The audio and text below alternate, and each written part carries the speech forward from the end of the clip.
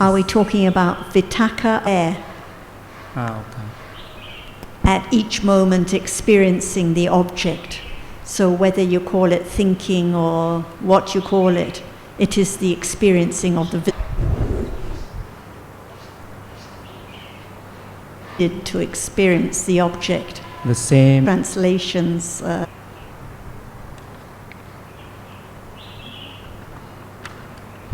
Jan, I might read out a couple of questions that people asked on our discussion list. The first one is from Robert, and his question is related to this point.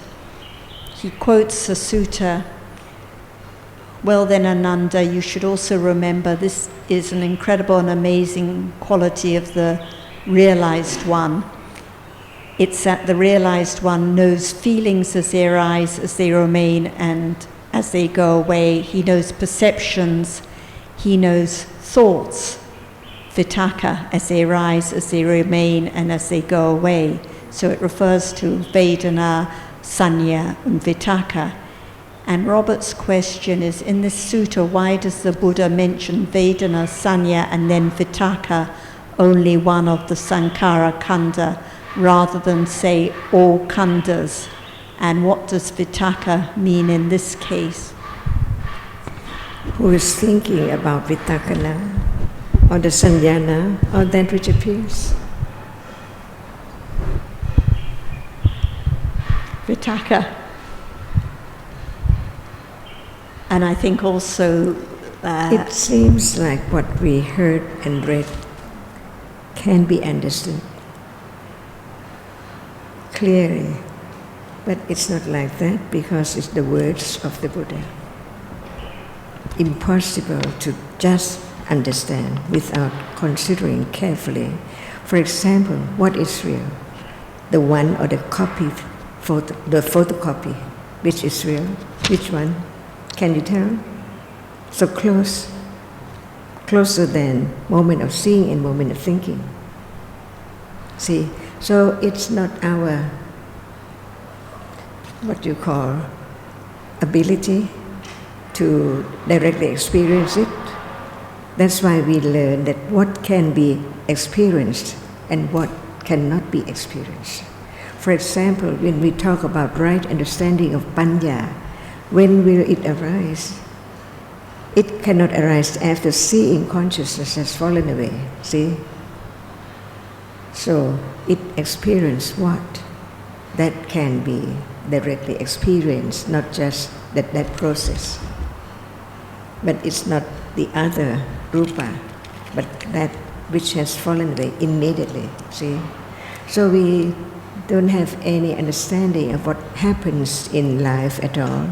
Just live in the dark of ocean of ignorance all the time until we hear the word, and then we begin to understand how much ignorance that keep on more and more each moment when there is no understanding. So learn just to understand as much as one can, to have less and less attachment to the idea of self. Otherwise, one gets away from this moment. And it's the wrong study of Abhidhamma. Just think about how deep it is and how can it happen like that, see? But now it's just that which arises and falls away. Can you tell which one is the real one and the photocopy right now? So how fast it arises and falls away in split seconds. It seems like we see many people and many things at once, but before there can be anything, how many moments of that which impinge on the eye, and it's the object of seeing until it appears as nimitta, but not one moment at all, not one rupa at all. That is eyebrow or hair or leg or arms or table and things. That's why we learn to understand that all those are realities which cannot be taken for self when there is understanding.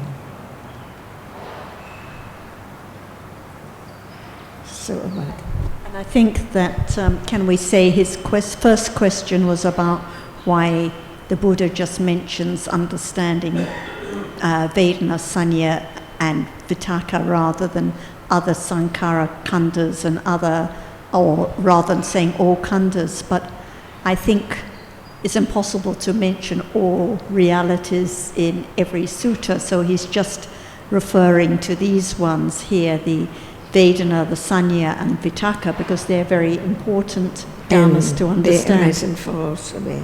They arise and fall away immediately. So which one you'd like to know?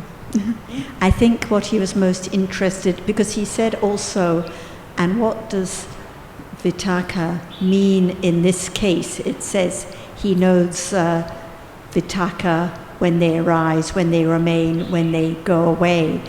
What does Vitakka mean in this case? But I think Vitakka always means Vitakka, not just this case. After seeing, experience the visible object, and the object is still there, but with the sampatichana, that which follows the seeing consciousness, cannot see.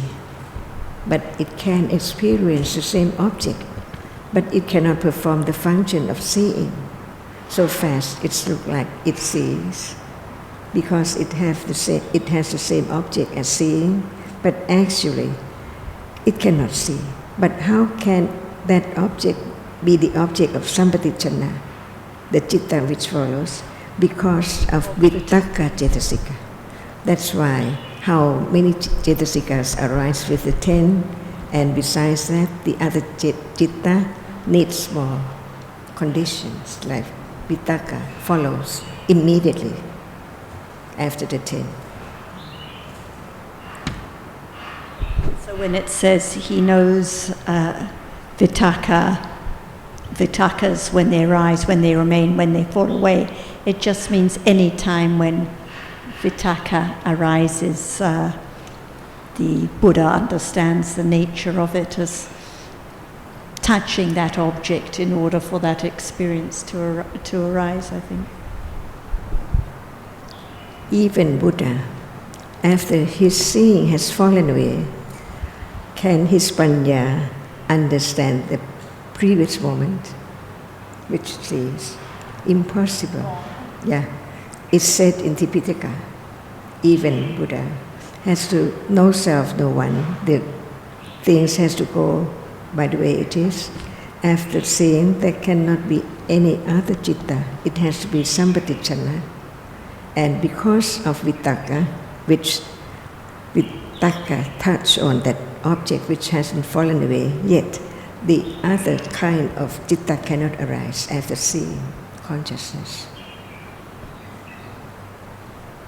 Just to know that there is no one, no self, no thing at all. Only different conditions, condition each different moment. And I think his question is by pointing to, we know often Sanya and Vedana are especially pointed to like they are a separate khanda, and here just pointing to Sanya, Vedana and Vitakka. And other cetasikas as implied, well. yes. So it's just saying Vitakka, etc., I think, yes. But Vitakka is very important, but other cetasikas too.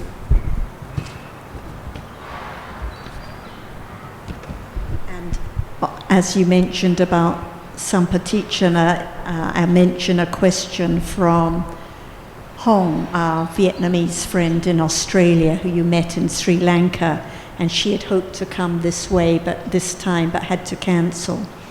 If you can raise this question to Ajarn, I'd appreciate it. I heard in a recording that you said that Sampatichana citta and Santirana citta can't be known.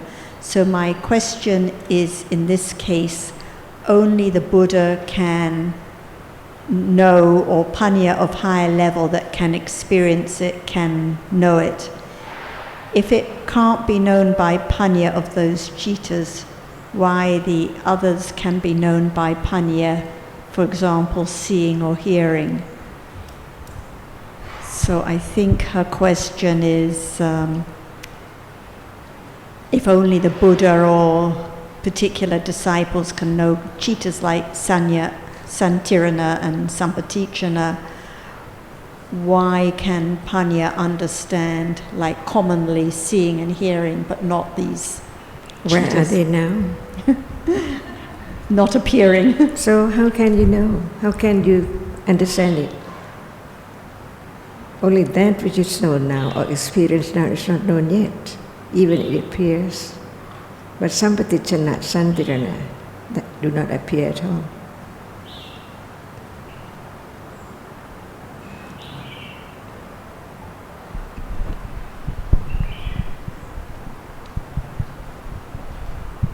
Does Sanya now appear? Sanya, does it appear now? No? So, can anyone understand that which does not appear? See? Only that which appears now is not known yet.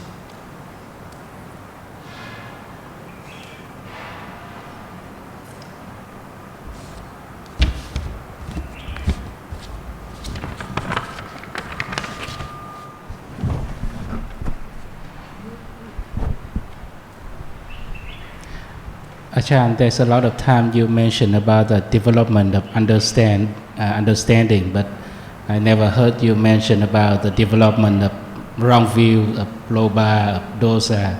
I guess there's accumulation of that unwholesome cittas and wrong view.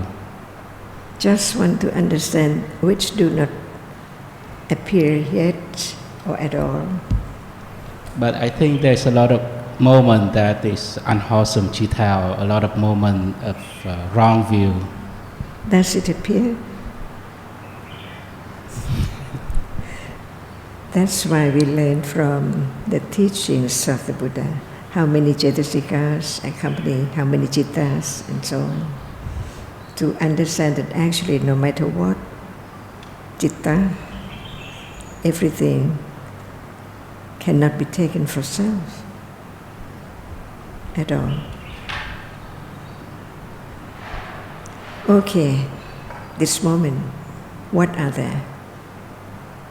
This moment. Thinking only. Seeing and thinking, but no understanding of these two and the cittas in between. Sampatichana, Santirana, Bodhapana, how can it be directly experienced? They are all gone. So, when it is vipassana jnana, the term nama, rupa, paricheta jnana, only that which is object is eka parinya. Not all yet. Not all yet, only one. While it's the direct understanding, which is so much different when it is vipassana jnana. It cannot be just like now because so many realities appear, arising and falling. The world keep on to be everything in it, but it's not well experienced because it's not just one at a time. And when it's one, think about that. Cannot imagine. Only one, while now there are so many. Otherwise, it cannot be the stage of understanding, which is the beginning to understand clearly, not just understand theoretically, but directly experience. One at a time, eka prinya. Not enough. Ajarn, sorry, is eka prinya is one Dhamma or one characteristic of the Dhamma? Can one Dhamma be directly experienced? Seeing just one, can it be directly experienced? By I mean that's why by the world appears in nimitta only. Nimitta appears.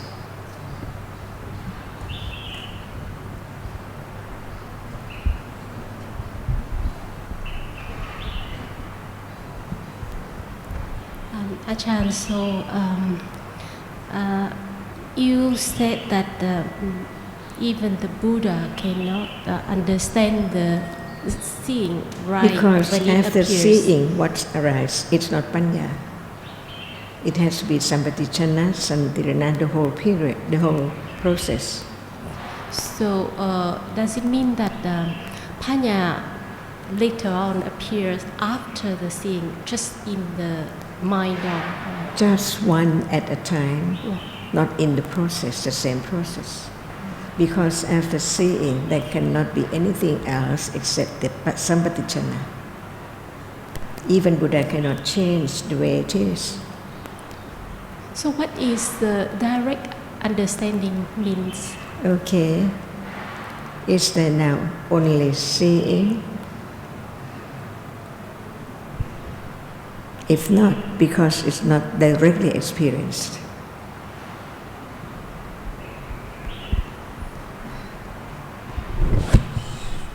Just to clarify a couple of points, I think firstly your question was about why we use development only when talking about understanding, not for akusala like lobha.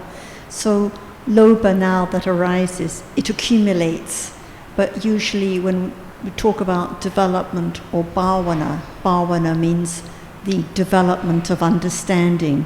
So understanding now that understands more about the reality of seeing has to develop. And this is bhavana, which can be the intellectual understanding leading to direct understanding. So now we may hear about visible object, we hear about what visible object is, but when it's the direct understanding, that is the world at that moment, nothing else. It's just that which is seen, which is directly known.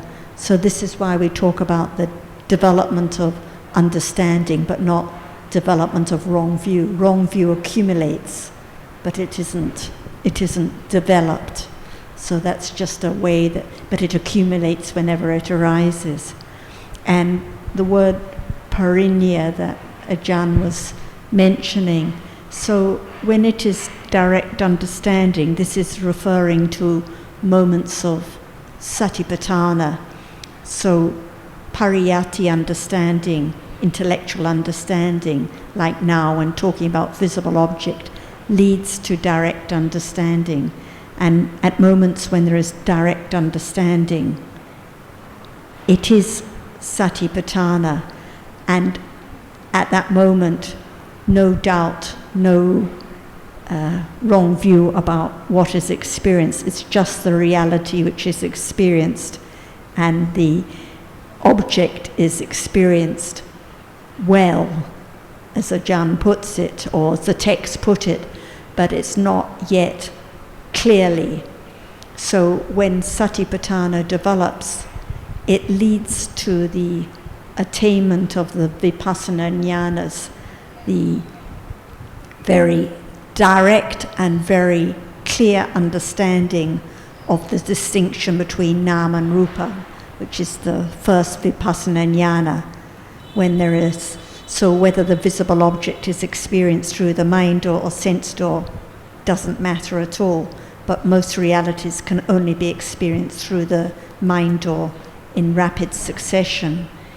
And after moments of vipassana jnana, there is the consolidating understanding of what has been experienced. So it's the direct understanding of what has been experienced, but it's not vipassana jnana, but it's more than the satipatthana before there was the attainment of vipassana jnana. Like the way Ajarn puts it, if you were telling friends in Vietnam about what it's like at the foundation, they have some idea, but they've never been here, so they don't know exactly what it's like. So the parinyas are like that because it's the direct understanding of what has been realized at those moments of vipassana jnana. And the first parinya is that understanding after moments of the first vipassana jnana, before the second vipassana jnana, which is the direct understanding of the conditioned nature of dharmas. And without those moments of parinya understanding, there couldn't be the second vipassana jnana. This is jnata parinya.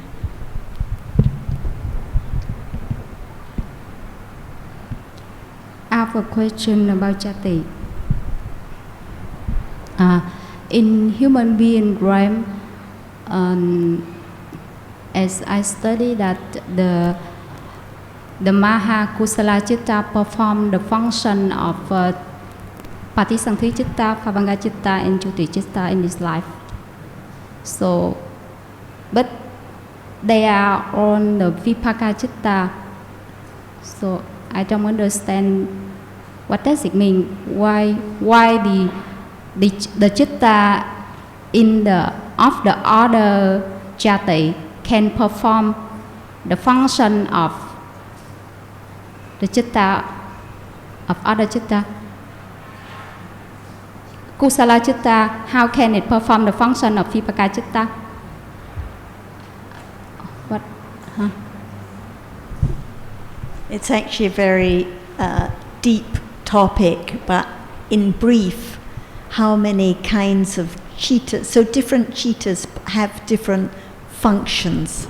Like we just mentioned Santirana Chitta, that it has one function when it arises in the idle process, but it can also have another function. For example, it can perform the function of birth. So one kind of chitta can have different functions. The mind door verting consciousness can have a different function, the function of Votapanna in the sense door process.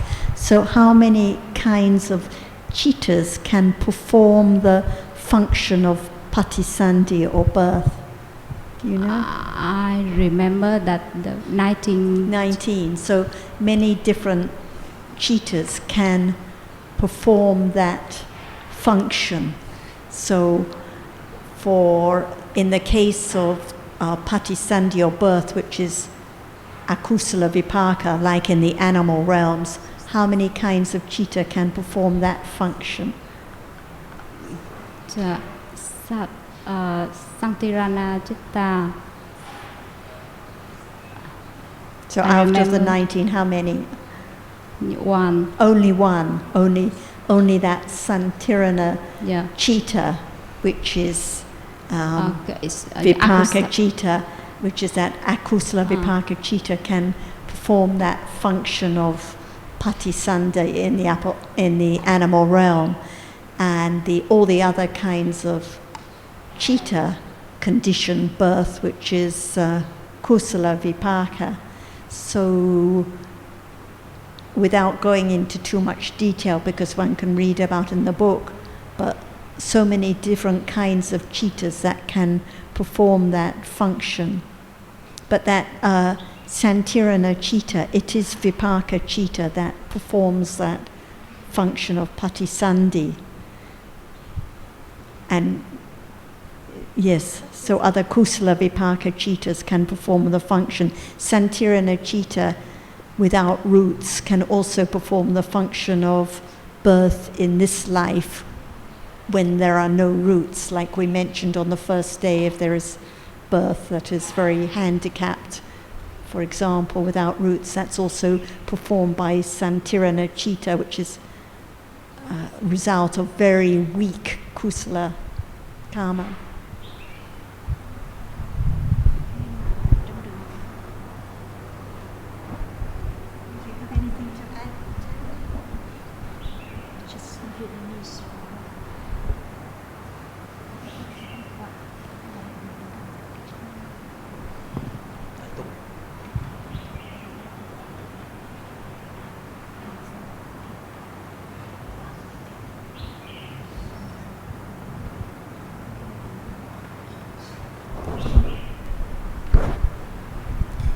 Sorry, back to the topic that you explained about the development of unwholesome.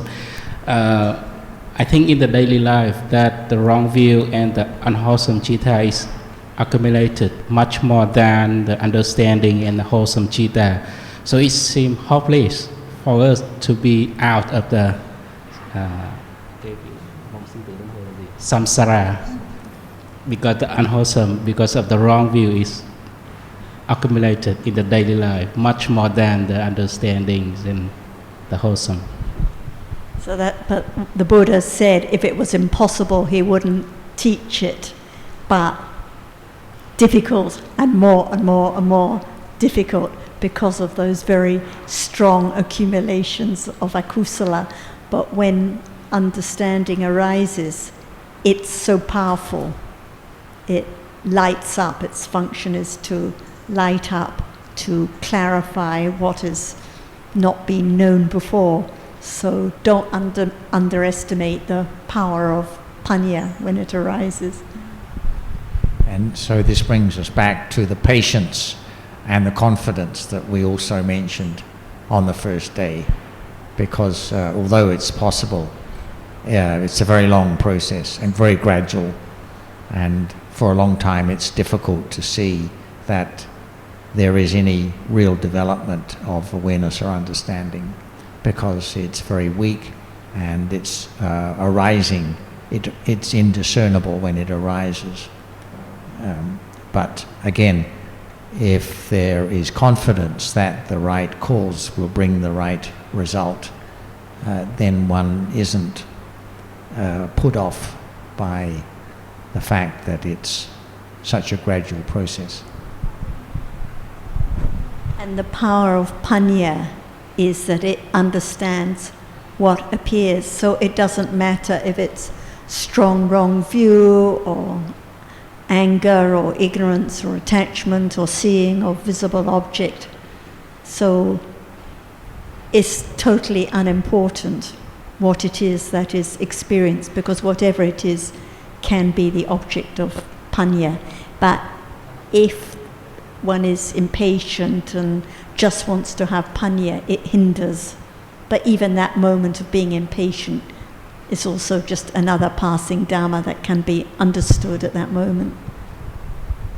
I mean just about the mathematic sense, that how both of things, that the volume of the unwholesome and the volume of wholesome that accumulated. Okay, so it's a case of quality overcoming quantity. Just proves the point that mathematicians cannot calculate or know anything about the Buddha's teachings.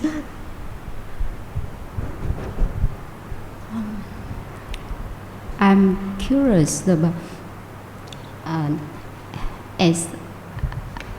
as I study that in the Ajarn process, the Chavana Chitta are usually lofa. Because Ajarn explained that when we see, we want to know what is seen. So I thought that the lofa will condition the next process, citta, in the mind of process to recognize, to think of the shape and form and concept of what is things. But for Arahata, the one who eradicated all defilement, have the same process of us, they still recognize the shape and form. But I'm curious about that, what condition for the processes after the sense law process will be recognize the shape and form because of sanya, accumulation of sanya, or what? How is the rule? Because of sanya, and so the Buddha and his disciples, they still know that this is a lace tablecloth and this is a glass case and this is a cup and so on. So still the attending to or thinking about the shape and the form. But is it with wise attention or unwise attention. So usually when there is attachment to the object and then afterwards in the mind or processes, usually there's attending to the shape and the form with unwise attention. But there can be thinking wisely too. There is one moment of seeing and then which is followed by kusala or akusala, and it must be like that until one is an Ajarn. Then it won't be kusala or akusala anymore after seeing, but it will be kiriya chitta. But since until then, there must be kusala or akusala after seeing. It's just the way that chitta rises. And I think when Ajarn mentioned about like the attachment to seeing condition, father seeing, it means that as long as there's clinging to experiencing, there will be rebirth, rather than in the sense you mentioned. Because it's the natural process of the mind is to have the conceptual ideas about what has been experienced by the sense before. That is not because of the attachment to seeing. For us, usually after seeing, because of attachment, there's a lot of, as mentioned the other day, a lot of papancha, a lot of thinking with lobha, mana, ditthi, lots of long stories. But for those who've eradicated defilements, no question about this is a pink book, but not the long stories like usual. I have to come back to the question of Mr. Thai about the development and accumulation. Mr. John said that we need to patient and confident at this case, but confidence and patience is also the Paramatha Dhamma. It has their characteristic and it influenced by their condition. And with my understanding, it just must be understand about the no one, and understand about the some detail we discussion today. We must become more understanding, and this become more understand can be conditioned for the natural patient and natural confident, or is as with my thinking is, can you elaborate more, because the patient and the confident is not story. It's a characteristic of the chitta, which develop in the during samsara, and it have their own condition. Not easy to arrive without and really firmly understand. I want to come back to it more clearly. There can be conditions for patience and confidence to arise, even though their characteristic is not known. And this is the value of hearing about the Dhamma, hearing the explanation, so there can be appreciation at an intellectual level that Dhammas are conditioned, that kusala arises by its own conditions, that understanding needs the hearing of the Dhamma explained in the right way before it can begin to develop, and so on and so forth. So even though the characteristic of patience is not yet known, there can be conditions for moments of patience to arise.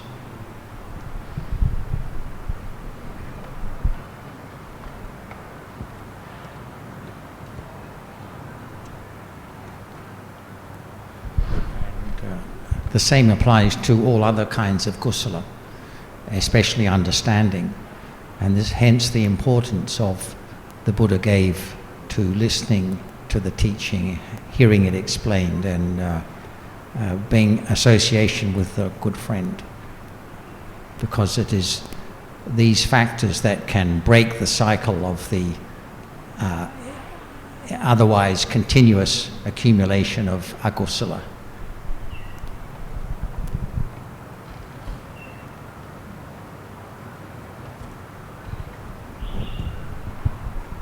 A little point about Panya. As we know that the Panya of the Arahata are different. So at the enlightenment time, the Panya just need to penetrate. Don't need the Panya don't need to penetrate on the reality, on the realities, on the Chitta, Cetasika and Rupa, just but it just penetrate just some reality, just enough to eradicate all defilement. That's right. Like now, how many realities can Panya penetrate at a time? One at a time. And tomorrow, how many at a time? Same. One. So it just depends on what appears and what there are conditions for Panya to understand at any moment. So we can say all kinds of namas and rupas have to be known, but that doesn't mean every reality has to be known. It doesn't mean that if there is no direct understanding of Hadiyawatu, it's impossible to become enlightened. So it just depends on what objects appear, but definitely different namas and rupas have to be known directly over and over and over, countless times, for direct understanding to develop. And we know even the arahats had different accumulations and different degrees of patisambadas and so on, and some had attained jhanas as support for enlightenment, and some hadn't. So it depends on accumulations and conditions.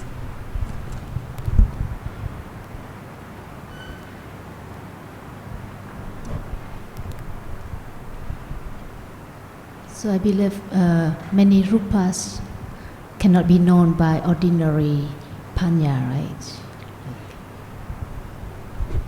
And we learn that there are some with sabhava, with characteristics, and first of all there are some which are considered gross and some that are subtle, and then some which have sabhava characteristics that can be known, and some which are asabhava. So that's why we talk about what commonly appears, like visible object and sound are gross rupas that are sabhava dhammas that appear commonly in daily life. But others like akasa rupa or hadayawatu, which are very subtle rupas, don't appear.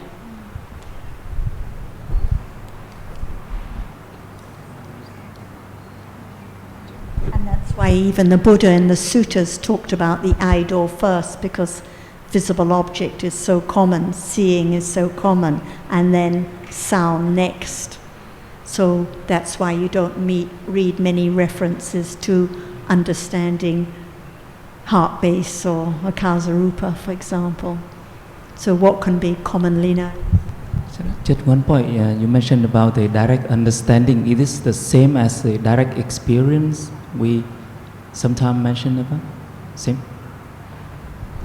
Like now, a visible object is directly understood. It is directly experienced, but the word experience, because we talk about seeing, we can say seeing directly experiences visible objects, so it can be a bit misleading. Seeing experiences visible objects, so usually we would say directly understands, but directly experiences can mean the same.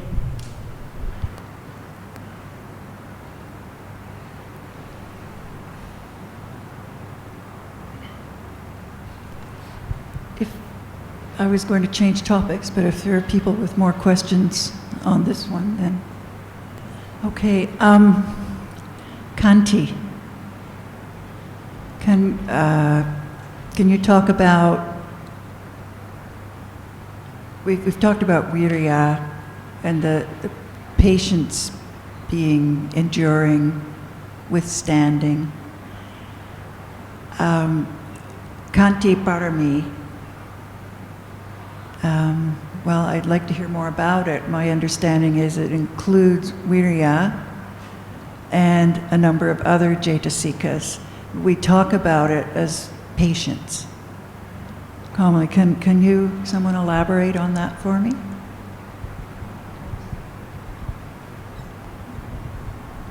Would you understand the situation or the citta, each one, whether it is with virya or no virya?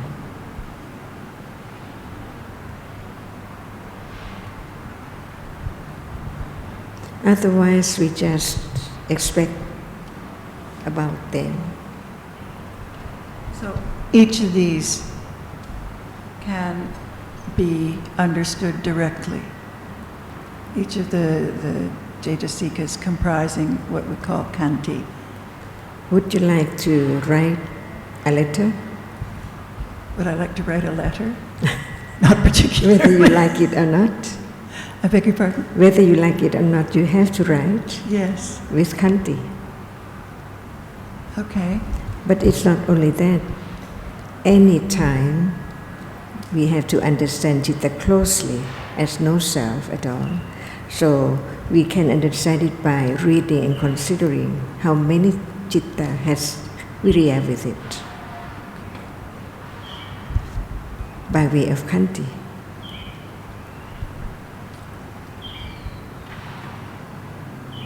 That's all we can know, as long as it's something, not dhammas. Mm-hmm.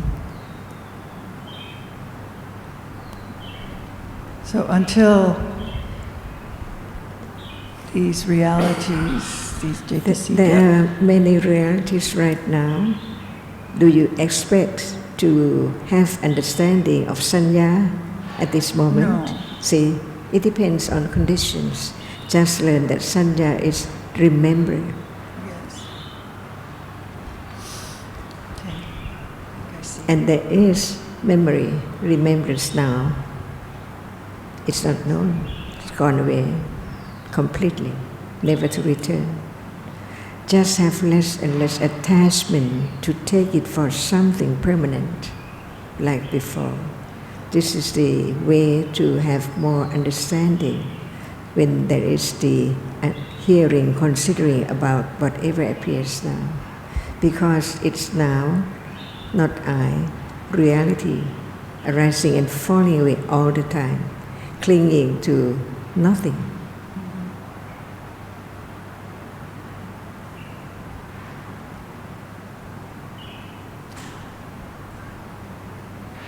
So it makes no sense to get stuck on the words? Or, because well, it will be you, yes, for sure. Yes.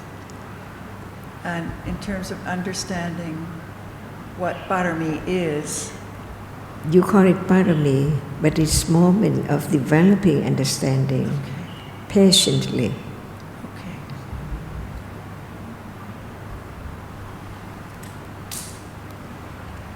Like now, see, Riya is there, Kanti is there,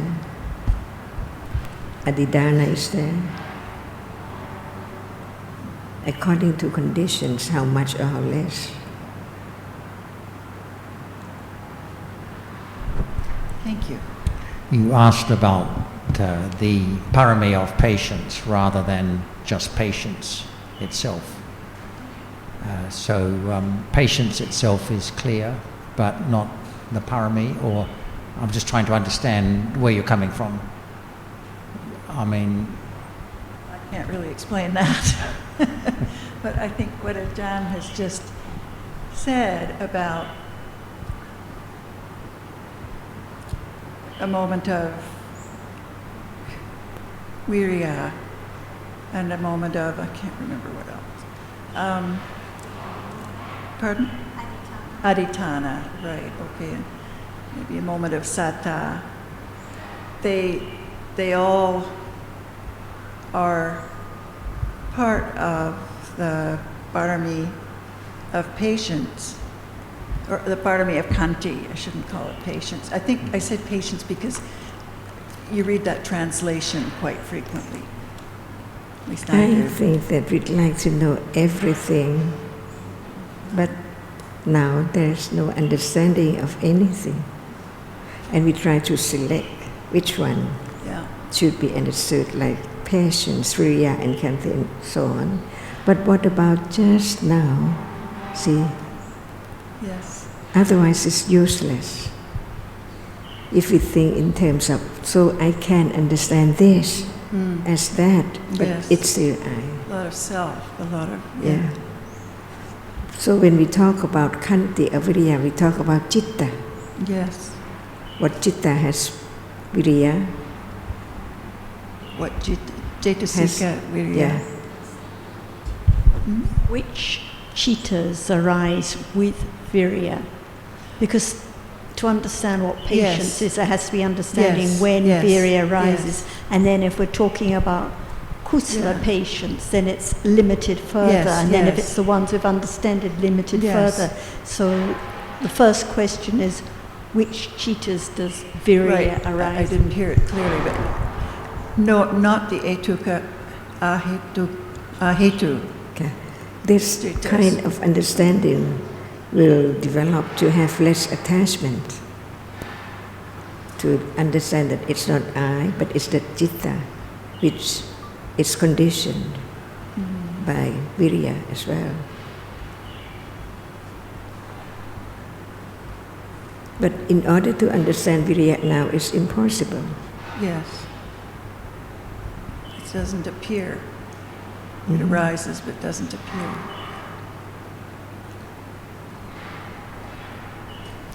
I can see more and more the difference between understanding the story of Dhamma and the understanding of now, for which one has to go beyond the story of Dhamma. Just knowing, just like seeing, even just one characteristic, that which is seen before it can appear well. The paramis are different wholesome mental states which arise normally in daily life and can be understood. But obviously the parami of that name could not be developed without first of all an understanding of the just of the wholesome mental state itself as it arises normally in daily life. But as I understand it, when those wholesome mental states arise with understanding of the reality of something to do with the true nature of reality, that is what distinguishes the parami of that name from the mental factor of that name that ordinarily arises.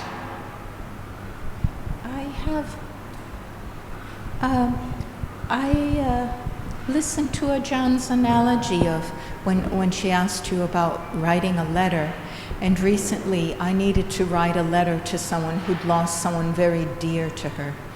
And as hard as I tried, I couldn't write it. I couldn't make the virya and everything come together to write the letter. And I just realized, it came to me as that there is no self to make things happen. It just arises and happens naturally when sufficient, and then the letter came out. Yeah. So I appreciate this analogy. It just leads more and more to pointing toward non-self. cannot make it happen. Just let the understanding happen. And the title of the book, the 10 parami leading to enlightenment, to understanding eradication of the defilements. That's what the parami are for. Thank you. Even the understanding of this, it has some degree to condition detachment. We don't know when, see. But even understanding little by little, thinking about it little by little, it's conditioned to have direct understanding. But we don't expect when and where and what at all. So, getting back to Sun's recent question, we don't know when something we've heard will be a condition for a moment of kusala to arise, whether it's patience or awareness and understanding, and particularly with awareness and understanding and patience on anything related to the development of the path. Because these mental factors are very weak, they can arise unbeknown to us. They're so weak as to be indiscernible because Panya hasn't been developed to a keen degree. But over time they accumulate, and but without hearing the Dhamma again and again, we quickly forget what's been heard. The reminders don't come to mind so easily, but by repeated interest in the Dhamma, that's a condition for the reminders to be fruitful more often, but that happens by conditions.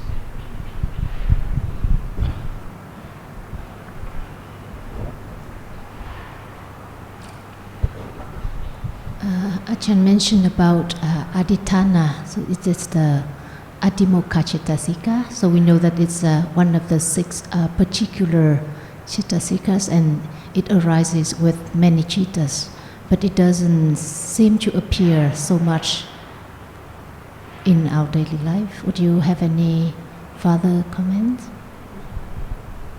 What about alobha, adosa, and panya?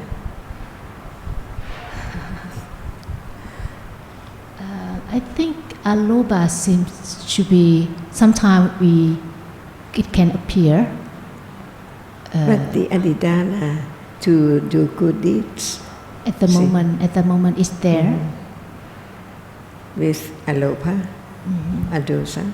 So any time can be conditioned to have kusala from hearing and understanding. By themselves, no one can do that. So no expectation when and where there is the understanding of higher understanding with awareness. Just have conditions from hearing, considering and understanding on and on without the idea of self.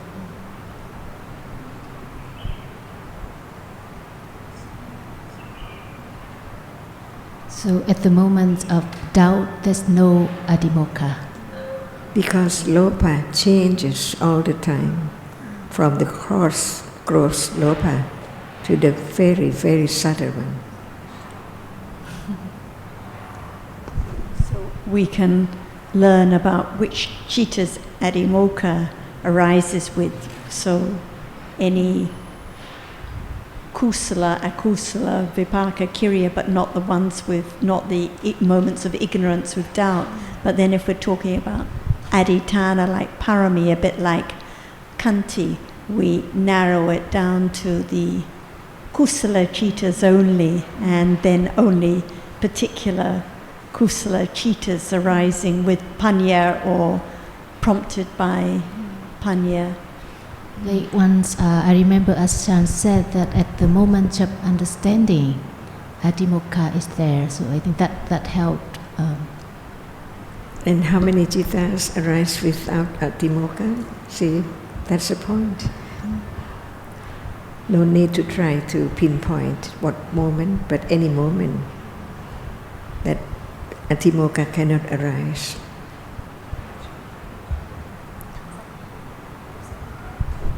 And I think you said something about Aditana and Satya as aspects of Kanti, but they're separate. Cetasika, separate paramis, but they all work together and develop with understanding. Without them, understanding couldn't develop, and without understanding, they couldn't develop. But they're separate paramis. Yes. Someone else, one of the Thai friends, was also asking about Kanti Parami and Virya Parami. So we can say that the Virya Cetasika, when it arises with Chitta, so it arises with, Virya arises with all Chittas except for 16 Ahetuka Chittas. But then Kusala Virya only arises with Kusala Chittas.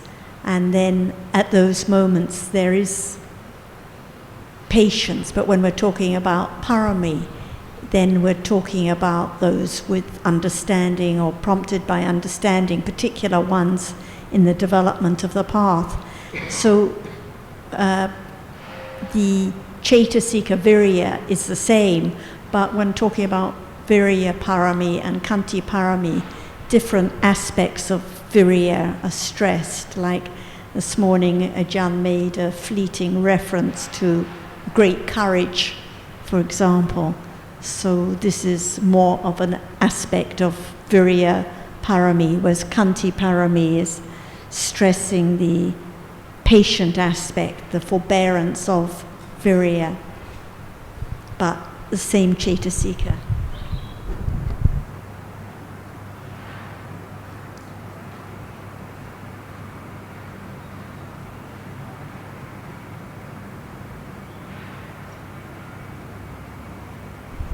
And when writing the letter, well, Virya may be predominant, or interest in helping the friend, the Chanda may be predominant, or neither. So it depends on that very moment. And again, we may think about a situation of patience, but it's just a Chitta and Cetasika with various Cetasikas at each moment. So it can change from moment to moment. At one moment there may be strong Virya to write, another moment strong interest, another moment strong dosa. So it just depends. But no need to analyze. Because it will come back to no one, no self. That's the best to know. If one tries to find it or look for it or work it out, it's the wrong path completely.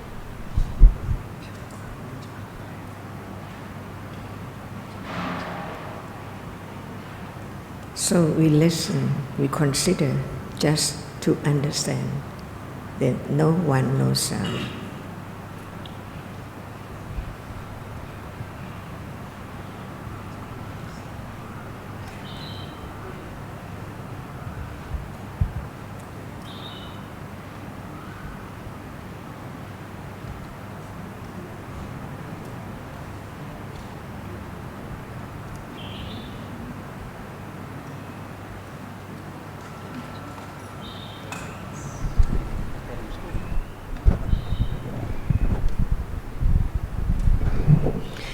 May the Kusala deeds I have done today be known to my parents, to those to whom I owe gratitude, both in this life and in past lives, to relatives and friends, and to all beings in other realms. May they all rejoice in these Kusala deeds.